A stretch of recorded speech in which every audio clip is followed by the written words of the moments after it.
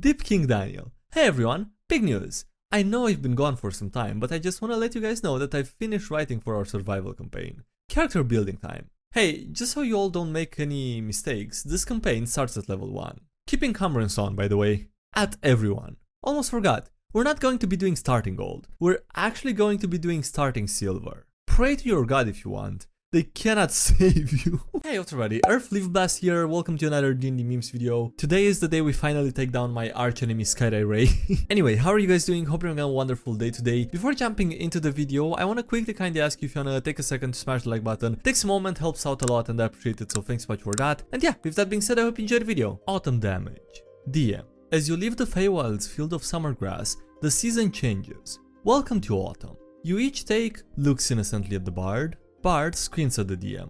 I cast Featherfall. No damage. What was that? The Bard nods at the DM in respect. Standing here, we finally meet the big bad evil guy who's a nobleman. He's completely jacked and our attacks do almost nothing. He breaks the fighter's sword in half. Adamantine skin, son. It hardens in response to physical trauma. Alright, the big bad evil guy seems to have been through a lot, I guess. Good luck with that. Rereading the books and notice this. Use the word they or draw 25. The player's handbook using his or her and he or she. Just use a heal. The party on low health screaming at the cleric who just keeps attacking. Anything to gain surprise. Player. I open the door into the next room. GM. You see an orc armed with a battle axe guarding a chest. I enter into a frank and meaningful dialogue with the orc, validating his right to guard chests, but not pigeonholing him into a stereotype, in the hopes of restructuring the traditional adventurer/monster antagonistic relationship into something more positive and mutually beneficial. Roll 1d20 against your charisma skill. I succeed. The orc is moved by your rhetoric. Casting his battle axe aside, he sits down on the chest and invites you to join him in a brainstorming session about ways to revitalize the decaying subterranean infrastructure and society of the dungeon. Perhaps with a— while he's distracted, I stab him with my sword. By real world effect, I'm talking about what effect a blast of thunder would have if it spontaneously occurred underwater. Player, casting Thunder Wave underwater, looking at the raw effect and the real world effect. I feel attacked. Oh, you want to run a TTRPG? Hop aboard the classic former gifted student train. Welcome. It just makes me think sometimes why it works one way but not the other. Rolling a natural 20 for a 22, it's not enough so it doesn't succeed. But then rolling a natural 1 for a 15, but it's still a natural 1. Okay, I don't get what the meme is trying to say. Oh, never mind. Okay, it's a natural 1 for a total of 15, but it's still a natural 1. Okay, that I think that's what it means. I mean, this mostly depends on the DM, right? If once you roll natural ones that automatic fails or not.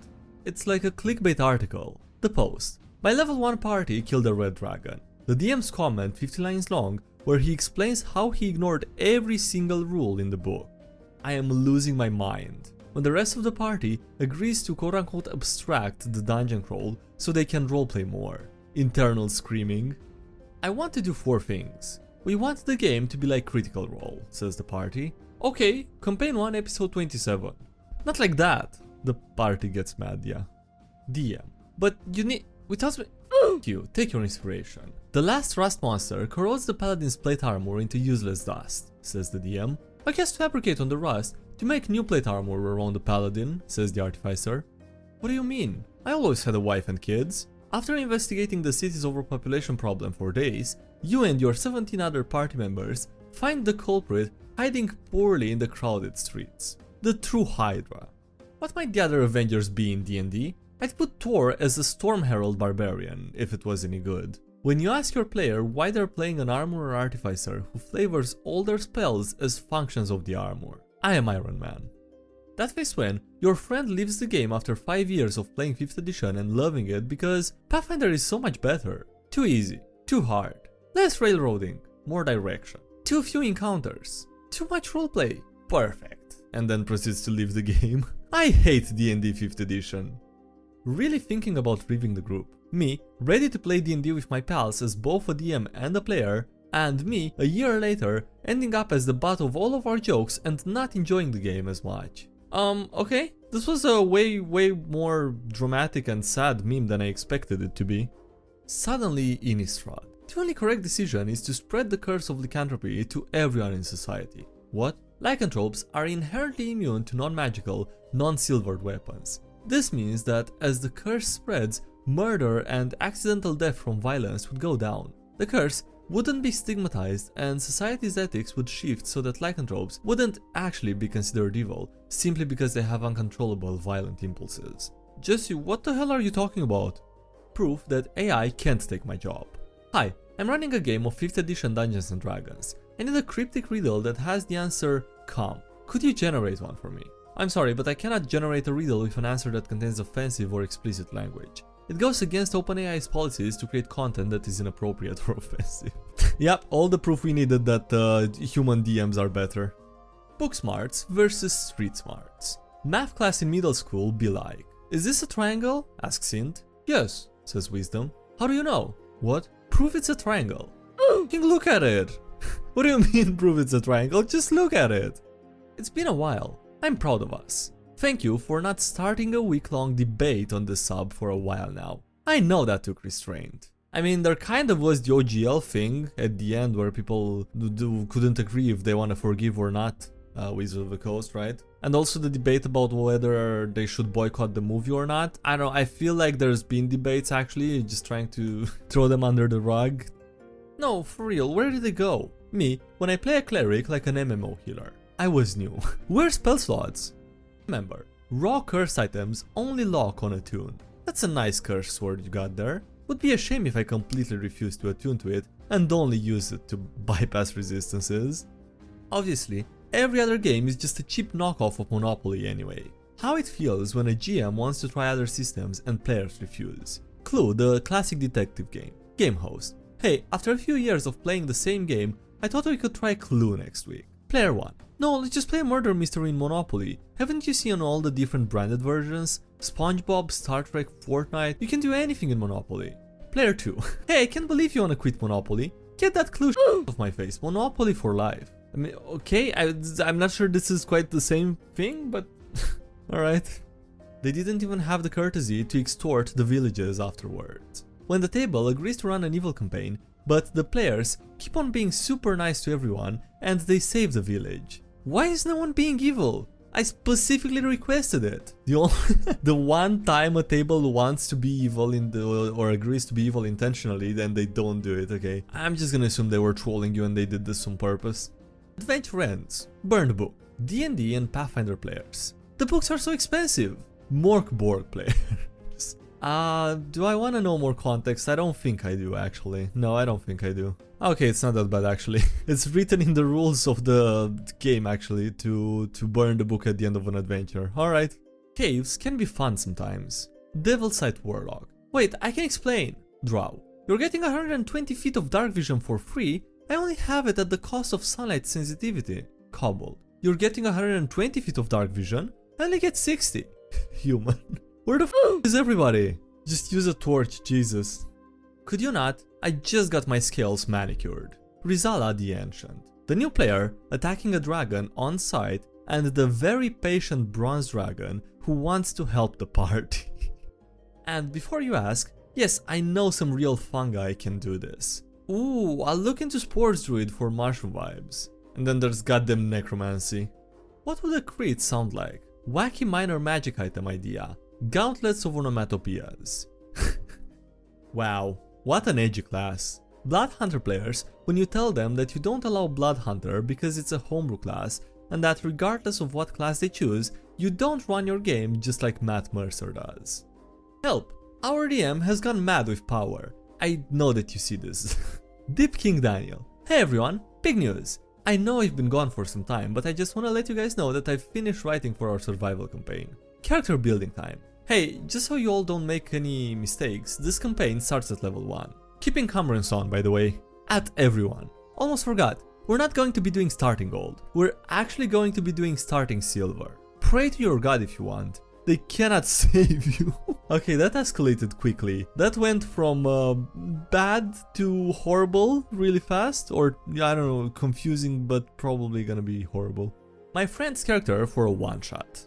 Oh no. the jack of all of those trades. Human Barbarian 2, Bard 1, Blood Hunter 1, Cleric 2, Druid 1, Fighter 1, Monk 1, Paladin 1, Ranger 1, Rogue 1, Sorcerer 1, Warlock 1, and Wizard 1, and for a total of level 15. He was just curious. He just wanted to dabble into all of them a little. I do wonder in the character's, progression, if he actually went Barbarian 2 initially, or he went for all of them, and after getting all of them he decided to go for Barbarian a second time. Also a bit curious why would he go 2 levels in Barbarian, but yeah, anyway. It's in the name. Rolling Athletics, Acrobatics or Charisma for Sexy Time. No, Rolling Performance for Sexy Time, that's the one. Goblins? Never heard of them. Me, trying to forget every single weakness and monster description that I've learned from 20 years of reading fantasy novels and playing D&D before starting the new campaign. I decided to check out Gunslinger after looking at the Blood Hunter. Why is it so pathetic? Gunslinger. He does exactly what I do. Battlemaster with gunner feet, but better. I'll roll death saving throws on this hill. Players pointing to a DM. Look, this DM thinks forcing players to track food and water is a fun mechanic. Problem, DM? Water walk lets you walk on snow. Step 1. Wait for it to snow. Step 2. Cover yourself in water walk. And then step 3. Fly. Because, obviously the DM has no saying in it, and obviously that's the intended use of the spell. I love it when a plan comes together. Let my players use another subclass mid-game, because now that they understand D&D better, they know what they want. Don't let my players use another subclass mid-game, because a freebie retcon would not make sense or be balanced. Have the hag they were already going to meet give him the choice of restoring his pre-amnesia memories, effectively changing his subclass in exchange for a promise from him. His love interest has previously called herself his promised. Real question from my game last night. Player. The player's handbook says that I can use beads as a spell focus. Can they be beads? DM. Yes, but if someone can disarm you, you will yourself. No, that's an understandable side effect. Yeah, there has to be a consequence to that, so this makes sense. I've got this character idea. Me handing the DM my character sheet with my light cleric vampire. And yeah, the DM being understandably confused. When I realized that plasmoids work for the peak character design.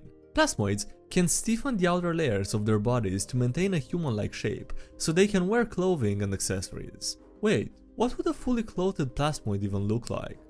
And then realizing, what you can do with that. Seriously, sometimes the way you guys talk about homebrews makes me uncomfortable. Most people rejected his message. Even if another game would do it better, D&D homebrewers should be encouraged, not made fun of. Shut up, says DnDMemes to that. They hated Jesus because he told them the truth. I may have died, but I lived. DM. Have players fight a young black dragon.